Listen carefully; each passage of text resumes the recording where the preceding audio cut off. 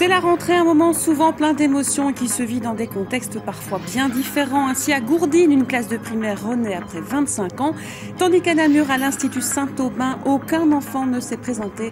Les explications dans ce journal.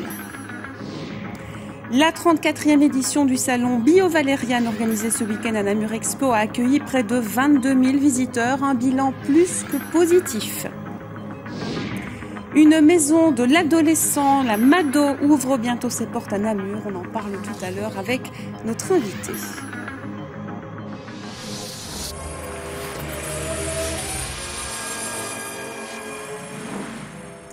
Madame, monsieur, bonsoir. Rentrée scolaire particulière ce matin sur le site de l'ancien Institut Saint-Aubin, occupé ces dernières années par l'ECNAS, l'enseignement catholique Namur-Salzine, qui englobe plusieurs implantations scolaires. Aucun enfant ne s'est présenté, ni en maternelle, ni en primaire. Les enseignants et le personnel encadrant étaient pourtant bien présents et ce sera encore le cas durant tout le mois avant une fermeture définitive. Mais déjà le site renaît et est en partie occupé par d'autres niveaux d'enseignement depuis qu'il est propriété de la province de Namur. Les explications de Sophie Brodecoron, c'est Quentin Reichardt. Comme seule trace de passage d'enfants dans ces locaux, des manteaux et des sacs oubliés, du matériel scolaire et des enseignants esselés. Aucun enfant ne s'est présenté ce matin. Une situation particulière en ce jour de rentrée scolaire. Il fallait s'y attendre quand même parce que fin de l'année scolaire dernière, beaucoup de parents ont demandé la mutation de leurs enfants dans les autres écoles du centre de Salzine. Donc on savait bien qu'il y allait avoir un transfert d'élèves de Saint-Aubin vers les autres écoles. Et certains parents ont fait savoir également qu'ils choisissaient d'autres écoles ici sur le site du Grand Namur. Mais pour 6 enfants, c'était toujours l'inconnu. Des introuvables en réalité qu'on essaie de contacter à de nombreuses reprises durant les vacances.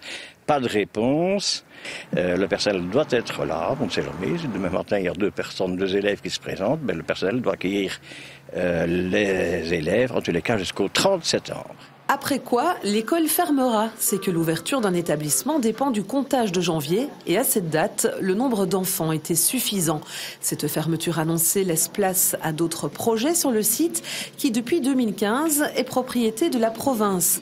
Les lieux restent dédiés à l'enseignement. C'est le département paramédical de la Haute École provinciale et ses 600 étudiants qui occupent l'ancien Institut Saint-Aubin, rebaptisé Campus HEPN.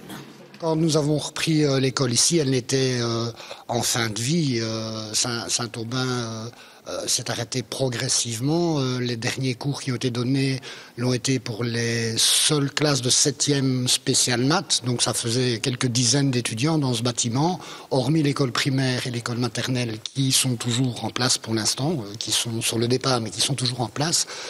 L'école était vide. Donc des gros travaux ont été entrepris. L'LC, qui est l'aile administrative que vous voyez pour l'instant, a été entièrement désossée et refaite à neuf.